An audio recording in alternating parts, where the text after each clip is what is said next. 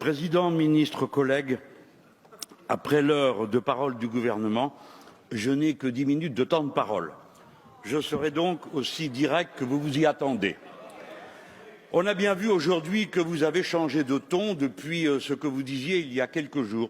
Peut-être vous êtes-vous vous-même effrayé des conséquences de ce que vous avez déclenché. Alors, pourquoi attiser cette braise-là, Monsieur Édouard Philippe et Monsieur Macron?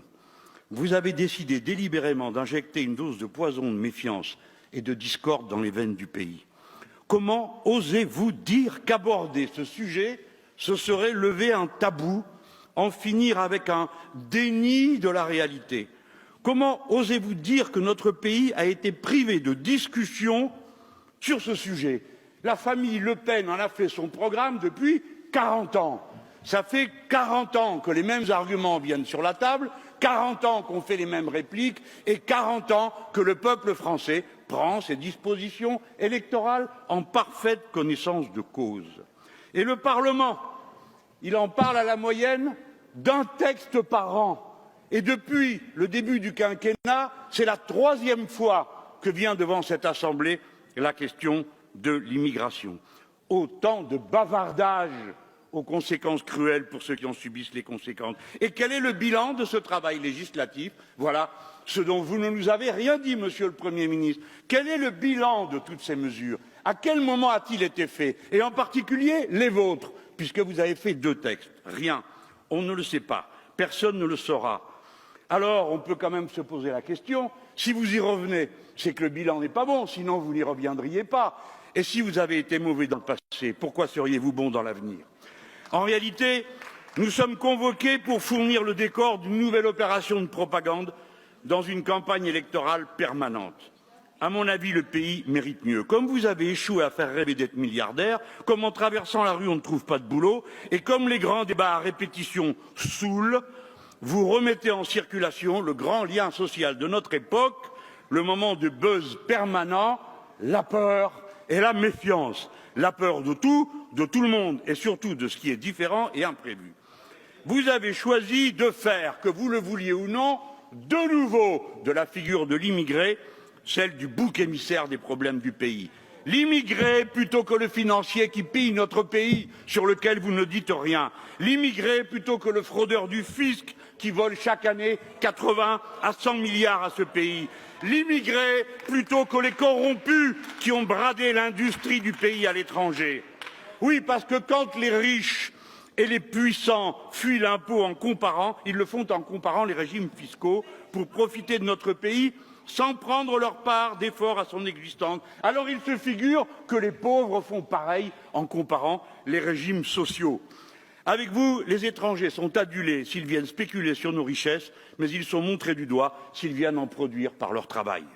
Le pays mérite mieux. Vous nous égarez dans une direction absurde. Il faut traiter les causes des problèmes qui se posent, pas se venger d'elles sur ses victimes. L'immigration est un phénomène en voie d'expansion dans le monde. D'expansion.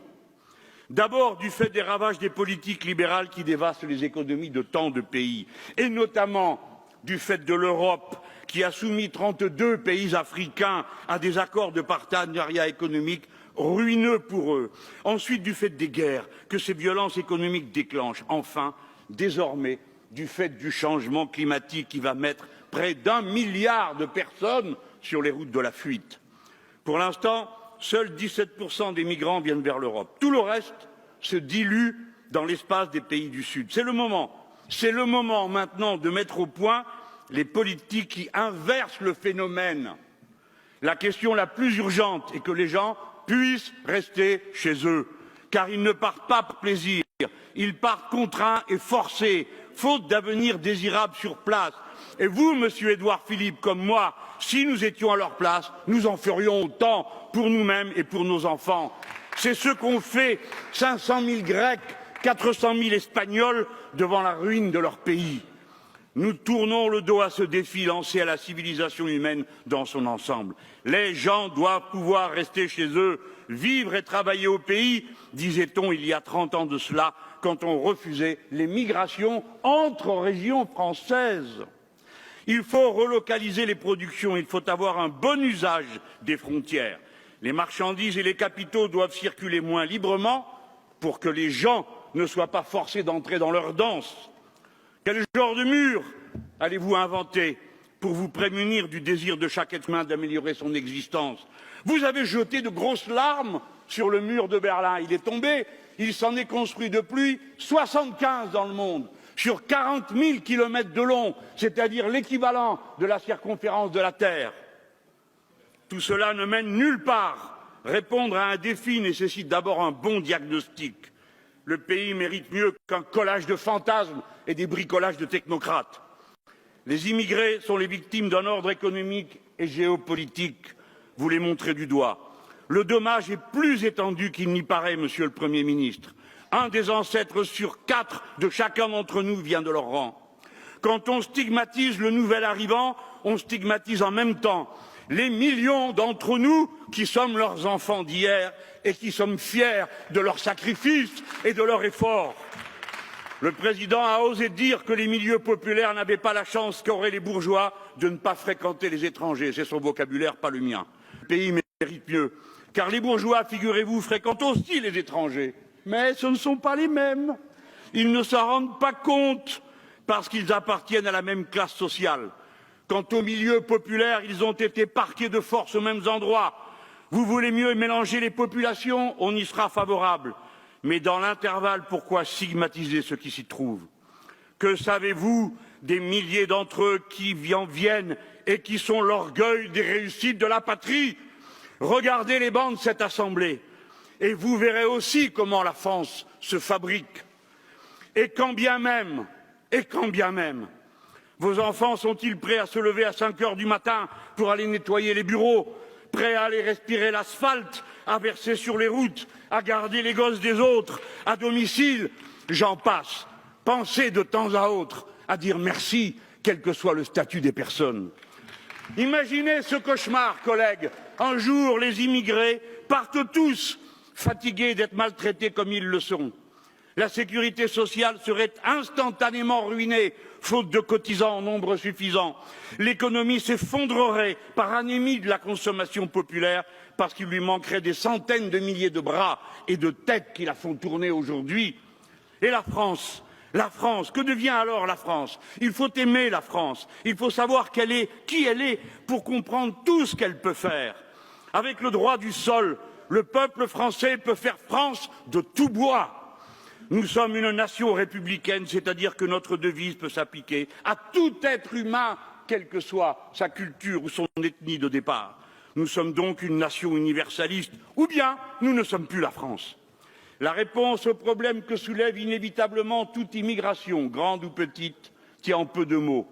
Nous n'avons pas besoin de nouveaux camps de rétention, ni de nouvelles règles et de lois. Nous avons besoin de davantage de professeurs des écoles, davantage de formation professionnelle, davantage de logements de qualité, davantage de travail à se répartir. Nous avons besoin de milliers de bras et de têtes au travail, bien préparés pour réaliser l'immense transition écologique de l'agriculture, de l'industrie et pour affronter les conséquences du changement climatique désormais engagé. Il faut du travail de plus pour équilibrer les comptes sociaux et les retraites et disperser les jalousies et les compétitions de personnes.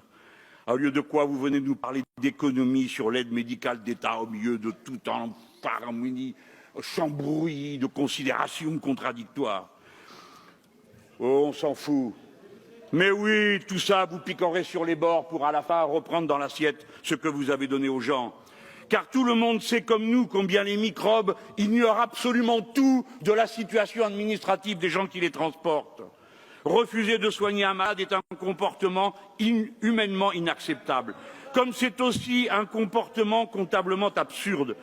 Mais si vous venez de dire le contraire, ne vous en cachez pas, vous vous dissimulez. Si on ne soigne pas les gens au départ des maladies, non seulement ils contaminent les autres, mais ensuite, quand ils arrivent à l'hôpital, leur situation et leur état est aggravé et alors ils coûtent 50% de plus cher qu'auparavant. Mieux vaudrait faire des économies ailleurs.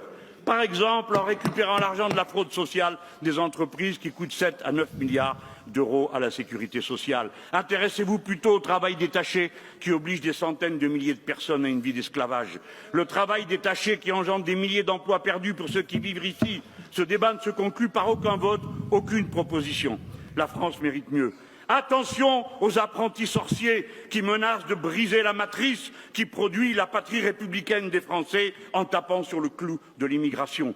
J'appelle les millions de binationaux et les enfants de ces longues et belles histoires de vie commencées ailleurs, ceux de la première ou de la deuxième génération, à s'exprimer pour dire qu'ils en ont assez d'être la chair à canon électorale.